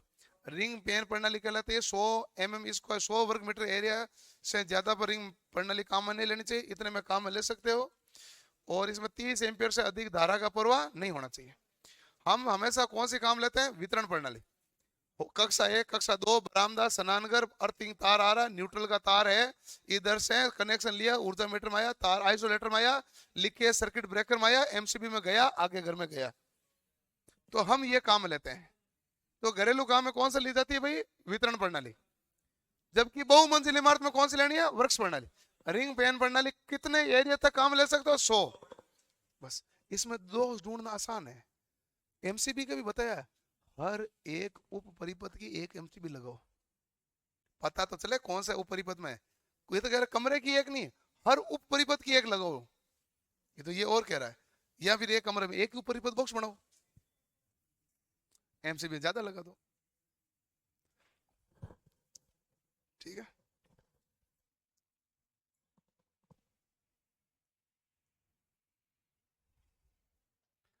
डिस्ट्रीब्यूशन बॉक्स के गुण होते हैं, दोष शोधन आसान है, विभिन्न बिंदु पर वोल्टेज क्या रहते हैं समान, प्रारंभिक मूल्य क्या होता है ज्यादा। ओके, ये तो वितरण बॉक्स प्रणाली में संगम बॉक्स विधि है। बॉक्स आता है तो आगे कैसे कैसे कनेक्शन जाएंगे, इसमें तारों को यहाँ कस दिया जाता है ताकि इस तारों में तनाव नहीं हो। तो जंक्शन बॉक्स का ये मामला है। पोस्ट विधि होती है यानी लूप मेथड। लूप मेथड का मतलब होता है कि हमारे पास जो स्विच से सप्लाई जा रही है वो किस में जा रही है भाई, लूप में जा रही है। तो ये लूप इन सिस्टम कहलाता है। ये डायग्राम देख के पूछेगा कौन सा सिस्टम है तो आप क्या कहेंगे, लूप इन सिस्टम। एक आपके मेन चीजें अब और शुरू होगी डायग्राम देखे। बस बार तो क्या है, 10 से अधिक मशीनों को 3 फेज 400 वोल्टेज ऐसे सप्लाई करनी हो तो बस बार वायरिंग स्थापना वरीयता दी जाती है। ये उद्योगों में होती है बस बार कि भाई एक ही लाइन से आपको 10 एक मशीनें कनेक्ट करनी है तो क्या लगा दो बस बार, ज्यादा सुरक्षित रहेगी। अब एक हमारे पास कौन सी वायरिंग है, सीडी की वायरिंग। सीडी की वायरिंग में कौन सा स्विच काम लेते हैं, टू वे स्विच, इसे जीने की वायरिंग भी कहते हैं। और देखो इसमें लैंप कितने जगह से कंट्रोल हुआ, 2 जगह से। अब 2 जगह से ज्यादा एक ही लैंप को कंट्रोल करना है तो इंटरमीडिएट लगाओ। केवल 3 टू वे लगाने से काम थोड़ी चलेगा, क्या लगाना पड़ेगा, इंटरमीडिएट।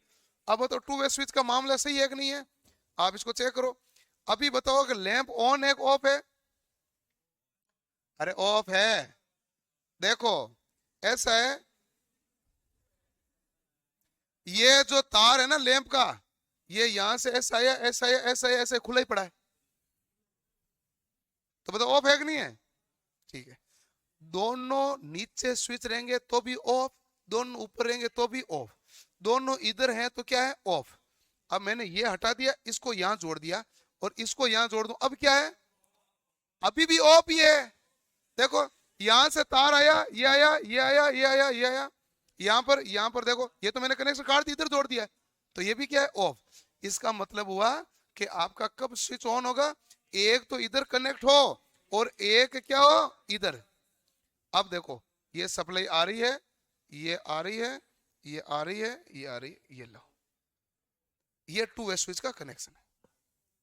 तो ये पूछेगा कि बताइए कौन सा वायरिंग, तो आप कहेंगे ये कौन सी वायरिंग है, जीने की वायरिंग, सीडी की वायरिंग, टू वे स्विच, कोई कंफ्यूजन नहीं है। अगली है गोडाउन की वायरिंग।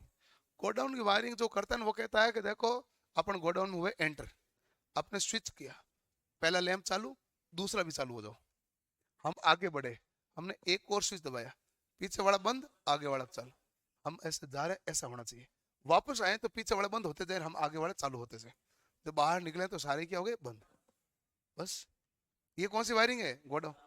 पूछा कि इसका डायग्राम कैसा है, यही देख के पूछा उन्होंने, ये फोटो है नहीं मेरे पास, ये फोटो गलत है, मैं फोटो भूल गया भाई, गोडाउन वायरिंग का फोटो तो मैं ढूंढूं, नहीं तो रामायण देख लेना, गोडाउन वायरिंग का साहित्य है फोटो, एक ही तो है, मैं जो फोटो गड़बड़ आया इसमें, बाकी सारे फोटो सही आई हुई है। फोटो इंपॉर्टेंट है, वो फोटो देख के पूछेगा कौन सी वायरिंग है, नाम बताना आपको, हॉस्टल है गोडाउन है कौन सी है, ठीक है ना। तो ये लिख लो, ये डायग्राम गलत है। दूसरा होता है,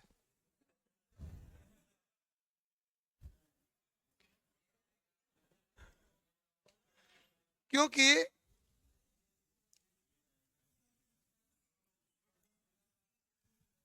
अब ये कहता है कि कितने लैंप लगाओगे, 4 लैंप लगाओगे तो एक एक तरफा स्विच होगा, 3 दो तरफा होंगे। 5 लैंप लगाओगे तो एक एक तरफा होगा, 4 दो तरफा स्विच होंगे। 6 लैंप लगाओगे तो एक एक तरफा और 2 द्वि तरफा होंगे। इस प्रकार के स्विच को कनेक्ट करना है, क्योंकि डायग्राम दूसरा आएगा जो कि रामायण में है, रामायण होना चाहिए मेरे हिसाब से, मिल गएगी आपको। हाँ वो देख लेना भाई, बना लेना, बनाओ तो मैं तो आपको राय बता सकता हूँ ना भाई, गलती से छप गया, ताकि मैं तो आपको ऐसा कर रहा हूँ कि कोई भी सवाल आपका गलत नहीं हो।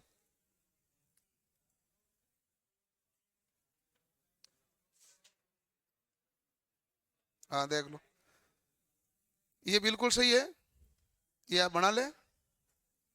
इसमें क्या होता है कि एक तरफा स्विच सदैव कितना है, एक, बाकी सभी स्विच कितने हैं, द्वि तरफा। 4 लैंप है तो टोटल स्विच 4 है, 5 लैंप है तो टोटल स्विच 5 है, 6 लैंप है तो टोटल स्विच कितने हैं, 6। एक तरफा एक ही स्विच है जो कि शुरुआत में लगेगा, ये कनेक्शन है। सुरंग वायरिंग। सुरंग वायरिंग ये है टनल वायरिंग। अब देखो टनल वायरिंग में क्या होता है कि इस वायरिंग की खास बात ऐसी होती है कि इसको इस हिसाब से कनेक्ट करनी चाहिए, वैसे पूरा लैंप होता है तब तो, कि आप यदि दो लैंपों को क्रमिक रूप से जला सकते हैं, पीछे एक लैंप क्या कर सकता है, बंद, आगे दो लैंप क्रमिक रूप से जले। लेकिन इसके अलावा एक और होता है कि दिन में इधर वाले दो स्विच, इधर वाले दो स्विच बंद होने चाहिए, बीच वाले सारे क्या होना चाहिए, चालू। रात में बीच वाले तो बंद होने चाहिए, साइड वाले नहीं, सॉरी, हाँ यही यही यही, साइड वाले चालू होने चाहिए, बीच वाले क्या होना चाहिए, बंद। और दिन में होता अलग केस, दिन में साइड वाले क्या होते हैं, बंद, बीच वाले चालू करते हैं। तो ये सुरंग स्विच का मतलब सुरंग का कंडीशन है। क्योंकि सामान्यतः जैसे मान लो घाट की गुणी से आप जा रहे हैं, तो वो कह रहे हैं कि सामान्य कोई ये थोड़ी है कि सारे बाइक लेके जाए, कोई बंदा साइकिल लेके भी जाए। तो यदि दिन में तो साइकिल लेके घूमते ही है, तो उस कंडीशन में उसको पूरी रोशनी मिलनी चाहिए। रात में कोई भी वाहन लेके घर से निकलेगा तो उसमें लाइट तो होगी, तो वो कहेगा बीच में आपको अलग से लाइट लगाने की जरूरत है नहीं है, वो अपने वाहन वाली लाइट से चल जाएगा। ये बड़ा मामला है। तो ये है सुरंग की।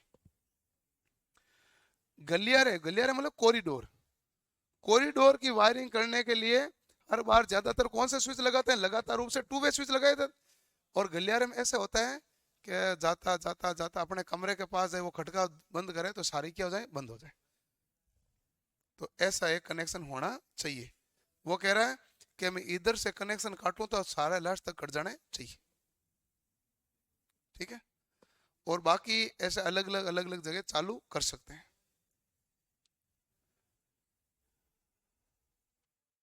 एक है hostel wiring. Hostel wiring simple wiring है, कुछ नहीं है। हॉस्टल में एक कमरा है, कमरे में लैंप लगा दिया, स्विच कर दिया, ऑन कर दिया, बाकी कोई दिक्कत है ही नहीं। हॉस्टल की वायरिंग वही वायरिंग है जो बैंक की वायरिंग है, वही वायरिंग है जो जेल की वायरिंग है। तो पूछे जेल वायरिंग तो भी हॉस्टल है, क्योंकि बच्चों के लिए हॉस्टल जेल है। हॉस्टल, जेल और बैंक की सब वायरिंग क्या होती है, एक ही। इसमें बाकी कोई नया बदलाव नहीं है। आगे एक मेन स्विच लगाया जाता है, ये बंद कर दिया ना इधर से, आगे धारा जाएगी नहीं। धारा आगे गई नहीं तो सारी लाइट क्या हो गई, बंद। और ये स्विच होता है वार्डन के कमरे में।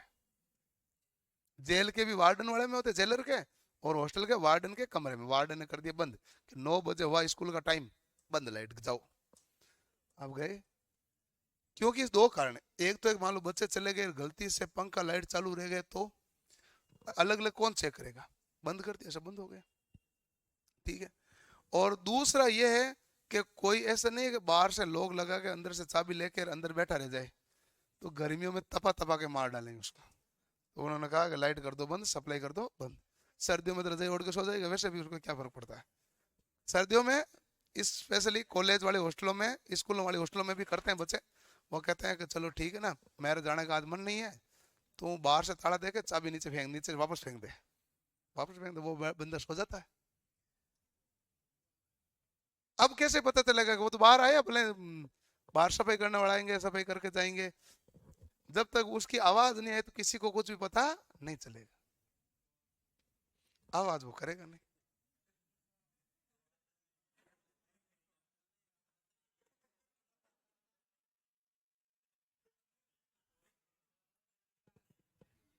तो ऐसा है मामला। इसलिए कई जने छुट्टी मार लेते हैं। खाना वाना देखो जिसने इतना ऐसा करता है ना, वो पूरा ताम जाम करके रहता है, क्योंकि उसको छुट्टी मारनी तो छुट्टी पूरी मारेगा ना भाई। ऐसा जनरली, ठीक है। पावर वायरिंग क्या होती है कि हाई पावर पर जो लोड होते हैं, जैसे मोटर होती है, फर्नेस मतलब विद्युत भट्टी होती है, उनको जोड़ने के लिए फ्यूज और ओवरलोड रिले वगैरह काम में लिए जाते हैं। कंट्रोल वायरिंग होती है, पावर की वायरिंग को नियंत्रण करने के लिए कौन सी वायरिंग की जाती है, कंट्रोलिंग। और इसके अलावा एक संचार वायरिंग होती है जो घर में लगाते हैं, लेन केबल की, टीवी और ऑप्टिकल फाइबर वाली केबल वगैरह लगाते हैं, ये कौन सी वायरिंग है, संचार।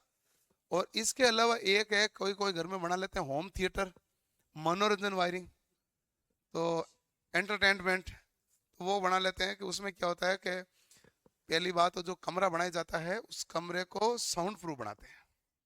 साउंड प्रूफ बनाने के लिए जो कमरा बना हुआ है उसमें लकड़ी का चारों तरफ से फट्टे डाले जाते हैं, वापस एक लेयर बनाते हैं, अंदर ग्लास वूल पूरा भरा जाता है, पूरा भर के, और उसको ऊपर से वापस पे करके वापस एक सॉफ्ट सी डिजाइन लेप की जाती है उसके ऊपर, ताकि अब अंदर में डीजे भी बजाओ ना बाहर आवाज नहीं जाएगी। होटलों में होते हैं, होटलों वाले बहुत सारे बनाते हैं ना, वो थिएटर रूम कहलाते हैं, या फिल्म हॉल में भी ऐसे ही होता है। वो क्या करते हैं, सारी साउंड को एब्जॉर्ब कर देते हैं, बाहर नहीं जाने देते। अब वहां पर जो केबल लगाए हैं तो केबल दो अलग अलग होनी चाहिए, विद्युत धारा वाली अलग होनी चाहिए,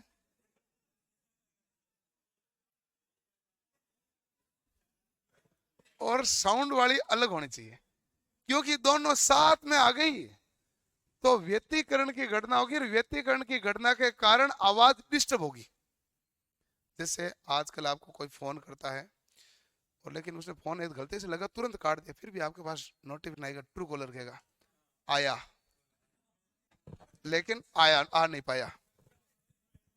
ये उस केस में होता है जब आपके पास भी ट्रू कॉलर है, अगले वाले के पास भी ट्रू कॉलर है, ताकि ट्रू कॉलर ने कहा कि तूने कोशिश की, हाँ मुझे तो पता चला और मैं दोनों तरफ हूं, मैं उसको बता दूंगा। तो ये ट्रू कॉलर, जैसे आपके मोबाइल में है ही नहीं ट्रू कॉलर, आपने कोशिश की तुरंत काट दिया, अगले के पास ट्रू कॉलर तो पता नहीं चल पाएगा, क्योंकि उस ट्रू कॉलर को खुद को पता नहीं चला। जब दोनों ही मोबाइल में ट्रू कॉलर होता है तो वो आपके छोटे से क्लिक में पता कर लेता है।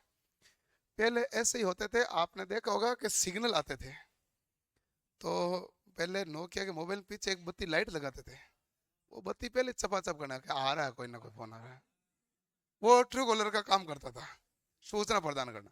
उससे पहले मतलब उस समय ये भी चलता था, स्पीकर के पास मोबाइल रखा होता है, स्पीकर चर चर करने लगता है कि आने वाला फोन, वो होता है जब फ्रिक्वेंसी मैच कर जाए, तो इसके कारण इंटरफेरेंस हो रहा है। तो इसलिए हम साउंड की और इलेक्ट्रिक तार की दोनों की वायरिंग क्या करते हैं अलग, ताकि व्यतिकरण यानी इलेक्ट्रिकल इंटरफेरेंस की घटना न हो, मनोरंजन में कोई बाधा नहीं आए, विद्युत व्यतिकरण से बचने के लिए। ठीक है, फिर तो इन्होंने थोड़े से बताए कि 0.5 HP से 1 HP तक की मोटरों के लिए 1 mm² का तार लेना है, 3 से 5 तक 2 mm के लिए, 1 से 5 के बीच में जो मोटर काम ले रहा हूँ 3 फेज की लेनी चाहिए, इसलिए iron clad triple pole switch है। 0.5 HP की मोटर है, वो तो डबल पोल में चलेगी, वो तो एक सिंगल फेज में सप्लाई है ना भाई, ये उन्होंने बताया। इसके आगे वाली चीजें बताई गई है वो थोड़ी सी याद रखने लायक है। निम्न और मध्यम में पारगमन में ±5%, उच्च अति उच्च में 12.5, मोटर के भार में ड्रॉप कितना 3%, और आवर्ती में ड्रॉप कितना 3%। ये इतना याद नहीं है तो कोई बात नहीं, आगे IE रूल सारा यही कहता है। अब IE रूल तो भाई कई सवाल आते हैं, वो कोड थे IS, ये इंडियन इलेक्ट्रिसिटी रूल है, ठीक है ना, वो कोड थे, उस कोड में आपको चीजें समझाई गई है, इस रूल है, इसमें नियम है, उसकी पालना आपको करनी चाहिए। रूल नंबर 28 में लिखा हुआ है कि जो लो वोल्टेज ग्रेड है वो 250 वोल्ट तक है, मध्यम है 250 से 650 है, उच्च है 650 से 33 केवी, अति उच्च है वो 33 केवी से 132 केवी, सुपर उच्च है वो 132 केवी से ज्यादा। रूल नंबर 32 कह रहा है कि भाई आपके पास स्विच है ना, लाइव तार में लगाओ, स्विच को न्यूट्रल में मत लगाओ, अर्थिंग में मत लगाओ, कहां लगाओ लाइव तार। कौन कह रहा है, रूल नंबर 32। रूल नंबर 35 कह रहा है कि खतरे की सूचना बताओ, और बताने के लिए भाषा प्रयोग करो हिंदी या इंग्लिश तथा लोकल लैंग्वेज, हिंदी और इंग्लिश में एक तो करो, तथा लोकल लैंग्वेज।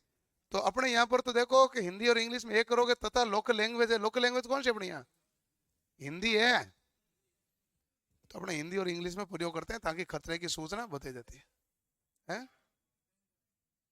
डेंजर अपनी लोकल भाषा कौन सी है, हिंदी। हाँ।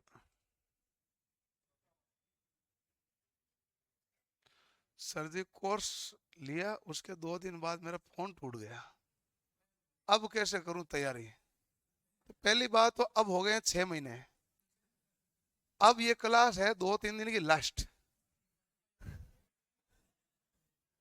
उसके बाद आपके पास वीडियो रिकॉर्डेड तो पड़ा ही है।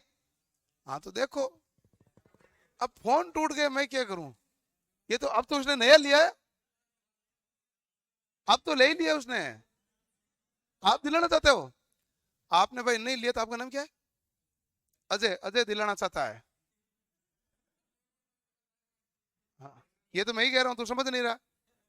कितनी जल्दी समझ में आया तेरे? ठीक, टूट गया तो टूट गया, मैं तो इसमें क्या ही करूं। चलो ठीक है, तो ये तो समझ में आ गया। रूल नंबर 44 क्या कह रहा है? कि ये कह रहा है दुर्घटना से संबंधित, कोई बंदे को विद्युत की दुर्घटना हुई तो कैसे बचा सकते हैं। तो कहते हैं कि यदि विद्युत का झटका है, मेन स्विच ऑफ कर दो। मेन स्विच दूर है, हाथ नहीं लगा सकते हैं, तो यदि वो किसी चटाई पर है तो चटाई को खींचो नीचे गिरा दो। यदि नहीं है तो फिर आप क्या करोगे? लठ लेके आओ एक, कुछ अलग ही है, कुछ अलग से मारो और उसको क्या करो अलग। क्या हाथ पाथ टूटेगा तो जुड़वा देंगे, मन जिंदा बचना चाहिए, हाथ पाथ का लपड़ा ही नहीं है। रूल नंबर 49 कि भाई कोई कैंपस या परिसर में लीकेज है किससे ज्यादा नहीं होना चाहिए, 1/5000 एम्पियर से ज्यादा लीकेज धारा नहीं होनी, इसके बारे में। रूल नंबर 50 है जो ट्रांसफॉर्मर से संबंधित है कि ट्रांसफॉर्मर में जो फेज का तार है उसको इंसुलेशन करना अनिवार्य है। हो गई बातें पूरी उधर? ठीक है, तो इंसुलेशन करना ट्रांसफॉर्मर वाले लाइव तार में अनिवार्य है। रूल नंबर 54 है कि निम्न और मध्यम वोल्ट के लिए ±6% मान्य किए। अब उन्होंने कहा देखो, उच्च जो वोल्टेज है इसमें क्या, उच्च वोल्टेज में उच्च वोल्टेज की साइड में ड्रॉप 6% होगा, निम्न वोल्टेज की साइड में कितना होगा? 9%। और अति उच्च वोल्टेज है और उसमें उच्च वोल्टेज के पक्ष में तो होगा ±10, और निम्न वोल्टेज के पक्ष में कितना होगा? 12.5। क्योंकि जो लाइन जाती है एक तरफ वोल्टेज ज्यादा है एक तरफ वोल्टेज कम है, तो उन्होंने कहा ड्रॉप किधर कितना होना चाहिए, तो उच्च वोल्टेज की साइड में कितना होगा? 12.5, और निम्न वोल्टेज की साइड में कितना? 10। रूल नंबर 55 कह रहा है कि आवर्ती ±5% हो सकती है, तीन तीन 50 हट जाती है, 50 का 3% कितना होता है? 1.5। तो 50 में से 1.5 घटाओगे तो कितना? 48.5, 1.5 जोड़ोगे तो 51.5। ठीक है। रूल नंबर 61 कह रहा है कि 125 वोल्ट से ज्यादा सप्लाई तो अर्थिंग करो, उससे पहले अर्थिंग करने की जरूरत है नहीं। ठीक है। रूल नंबर 63 कह रहा है कि यदि हाई वोल्टेज को आपको कोई प्लांट लगाना है, कोई उद्योग लगाना, कुछ भी लगाना है, तो पहले बिजली विभाग से परमिशन लो। कि क्यों ले परमिशन, इतनी क्या जरूरत पड़ी?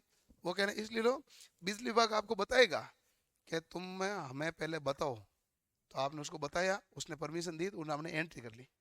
फिर वो ग्रिड स्टेशन वालों को कहेंगे आजकल अपना नया ग्राहक आ गया जिसको सप्लाई ज्यादा चाहिए, तो आप तैयार है ना? अभी तो उसने परमिशन ली है, जब चालू होगा तो मैं आपको बता दूंगा, उस दिन से आप मुझे ज्यादा सप्लाई देना। तो आगे भी तो जानी पड़ेगी ना, क्योंकि वो कहेगा मेरे जीएसएफ में तो इतना लोड ही नहीं है, और आप इतना बड़ा सेंटर स्थापित करोगे, मैं आपको सप्लाई दूंगा कहां से? यदि आपको सप्लाई दूंगा तो दूसरों कम पड़ेगी। इसलिए क्या, हाई वोल्टेज का जब भी लगाओ कोई प्रतिष्ठान, आप पहले क्या लो? परमिशन। जब आपने लगा लिया तो उसके बाद वापस परमिशन लो कि मैं चालू कर लूं। ये ये कौन सा रूल नंबर? 65। देख लो 63 ये कह रहा, 65 ये कह रहा कि क्यों? वो चेक करेगा कि तेरी सारी मशीनें 0.9 पावर फैक्टर से ऊपर वाली है कि नहीं है। ऐसा तो नहीं है कि तू मेरे से 1000 वाट की सप्लाई ले रहा है, तू 700 वाट काम ले रहा है, 300 वाट का तू नाश कर रहा है, तेरे नाश करने के चक्कर में मैं आगे से सप्लाई ले रहा हूँ ज्यादा और दूसरों को जा रही कम। तो तुझे अधिकार काम लेने का है, नाश करने का नहीं है। मतलब पावर की हानि नहीं कर सकते ना, तो आप 1000 में से 100 तो कोई बात नहीं हो सकती है, 300 थोड़ी ना होगी। तो 0.9 से ज्यादा पावर फैक्टर होना चाहिए, इसलिए वो करते हैं चेक। आजकल गवर्नमेंट ने कहा बंद करो चेक करना। 0.9 से कम आए, इंडस्ट्रियल वाला लगाया उसने, किसी ने औद्योगिक इकाइयां लगाई है, और 0.5 से 0.9 से कम आए, पेनल्टी भेज दो। उनको मीटर में पता चल जाता है, रीडिंग हो जाती है, 0.9 से कम, तो उसको हर बार क्या आती है? पेनल्टी आती है। तो इसलिए वो पेनल्टियों से बचने के लिए एक आता है, पैनल बनाया जाता है पावर फैक्टर का। वो पैनल पावर फैक्टर मेंटेन करता है। वो कहता है इसको पेनल्टी भरेंगे गवर्नमेंट, इससे अच्छा तो ये खुद ही बना ले। तो वो 1,50,000 में अलग अलग बनता है बड़ी क्षमता के हिसाब से। और पेनल्टियां 6 महीने 8 महीने में जो पेनल्टियां लगती है उसमें से वो फ्री हो जाता है। जैसे होता है ना, सोलर लगाते हैं, सोलर लगाते हैं कि सोलर की वैलिडिटी कितनी है, 5 साल। तो कैलकुलेशन ये की जाती है क्या 2 साल में अपना सारा पैसा बेटा हो रहा है कि हो रहा है, तब तो लगाओ। जब कह रहे 4 साल में बेटा हो रहा था तो फिर क्यों ही लगाओ, क्यों माथा फोड़ी करो। तो यही तो कैलकुलेशन होती है, इसी हिसाब से इसकी भी कैलकुलेशन की जाती है। ओवरलोड से सुरक्षा के लिए क्या लगाना चाहिए, सर्किट ब्रेकर। चालक को धातु से कवर से संलग्न भी करना जरूरी है। रूल नंबर 68 कह रहा है कि जो जीएसएस होता है ना, वो ट्रांसफॉर्मर है बड़े, उसके चारों ओर जाली लगाओ। जाली की हाइट 1.8 मीटर तो होनी चाहिए। उस जाली को अर्थिंग करना भी जरूरी है। पहली बात तो कि जाली सीधा कोई ट्रांसफॉर्मर के टच नहीं करे, जाली लगा दी। पहली बात जाली के भी टच नहीं करे, फिर भी टच करे तो अर्थिंग होनी चाहिए, आदमी झटका के मरे नहीं, क्योंकि जीएसएस पे तो आदमियों को काम करना पड़ता है। तो इसलिए सुरक्षा के लिए काम ली जाए। एकदम से ट्रांसफॉर्मर का तार टूटा, आदमी पास से जा रहा था, उसके ऊपर नहीं आए, कहाँ अड़ जाए, जाली का टच हो जाए तो सीधा बाहर नहीं जाए, इसीलिए वो क्या लगाते हैं, जाली। तो दोनों तरफ सुरक्षा हो जाती है भाई। रूल नंबर 77 रूल नंबर ये कहता है कि भाई देखो, सड़क है, सड़क से तार क्रॉस हो रहे हैं। तार दो प्रकार से क्रॉस हो सकते हैं, एक तो तार हॉरिजॉन्टल जाएंगे, एक तार वर्टिकल जाएंगे। सिरोपरी लाइन तो दो ही तरीका है। जैसे मान लो एक है गली 10 फुट चौड़ी, अब खंबा लगाना क्या बीच में लगूंगा मैं, नहीं, बीच में लगूंगा तो दोनों तरफ 5-5 फुट बचेगा, फिर नहीं ट्रैक्टर निकलेगा नहीं, गाड़ी निकलेगी नहीं, तो क्या ही मतलब है। तो खंबा लगाएंगे एक साइड में। तो वहां पर कौन सी वायरिंग स्थापना की जाएगी, ऊर्ध्वाधर, एक तार ऊपर होगा और थोड़ा नीचे एक तार होगा। तो नीचे वाला तार की सबसे नीचे वाली क्लियरेंस है ना, वहां से कम और मध्यम वोल्टेज लाइन में हाइट कितनी होनी चाहिए, 5.8, और उच्च वोल्टेज में कितना होता है, 6.1। 6.1 मीटर होता है लगभग 10 फुट, नहीं 20 फुट, और 5.8 हो जाएगा तो 19 फुट है, तो 19-20 फुट की हाइट है। रूल नंबर 79 कह रहा है कि भाई देखो कि कम और मध्यम वोल्टेज की लाइन घर के ऊपर से गुजरे तो छत से तार के नीचे की दूरी 2.5 मीटर होनी चाहिए, और सामने से गुजरे या पीछे से पास से गुजरे तो क्षैतिज दूरी कितनी होनी चाहिए, 1.2 मीटर। और अगर उच्च और अति उच्च वोल्टेज लाइन, हाई टेंशन लाइनें गुजरे और आपने नीचे मकान बना लिया है तो कितनी दूरी होनी चाहिए, 3.7 मीटर। रूल नंबर हमारे पास अगला कौन सा है, 85। ये कह रहा है 85, निरीक्षक की पूर्व अनुमति के बिना 65 मीटर से ज्यादा दूरी पर दो खंबे नहीं होने चाहिए, 65 मीटर के अंदर अंदर रहने चाहिए। 65 मीटर हो सकता है, क्यों, पहले देखो कि उस निरीक्षक को चेक करना पड़ेगा कि भाई देखो कि आपको कितने तार इसके ऊपर लगाने हैं, खंबा कौन सा काम में लोगे, उस हिसाब से खंबा ये लोड झेल पाएगा कि नहीं पाएगा। फिर जहां काम ले रहे हो वहां की जमीन कैसी है, कई जगह जमीन में पोली होती है, नमी मतलब कमजोर होती है, तो वो क्या है, पास पास में खंबे लगाना पड़ते हैं। कई जगह जमीन ज्यादा मजबूत होती है, वो क्या थोड़ा दूर लगा लो, तो ये उनको निरीक्षक को परमिशन लेनी पड़ेगी। 65 मीटर तक 1/6 उसको गाड़ दो। खंबे को कितना गाड़ा जाता है, 1/6, 1/6 भाग गाड़ा जाता है, जो खंबे का होता है 1/6 भाग अंदर गाड़ दिया जाता है। 87 नंबर कह रहा है कि दो ट्रांसमिशन लाइन है ना, इधर से आ रही है सूरतगढ़ से लाइन है, इधर से आ रही है राउत भाटा से, मान लो दोनों लाइन एक दूसरे को क्रॉस कर रही है। अब क्या होगा, अब उनके बीच में एक के खंबे थोड़े नीचे करेंगे, एक के खंबे ऊपर करेंगे, बीच में लगाएंगे गार्डिंग के। गार्डिंग की क्षमता कितनी होनी चाहिए, कोई सी भी गार्डिंग हो, 635 किलो वजन सहन कर ले, कि भाई तार टूटेगा तो गिरेगा तो तेरे ऊपर ही, गार्डिंग के ऊपर ही, और गार्डिंग उस भार को सहन तो करने लायक होना ही चाहिए ना। तो कितना, 635 किलोग्राम। ये रूल नंबर 88 के तहत है, ये रूल्स हुए पूरे, इसी के साथ वायरिंग हुई पूरी।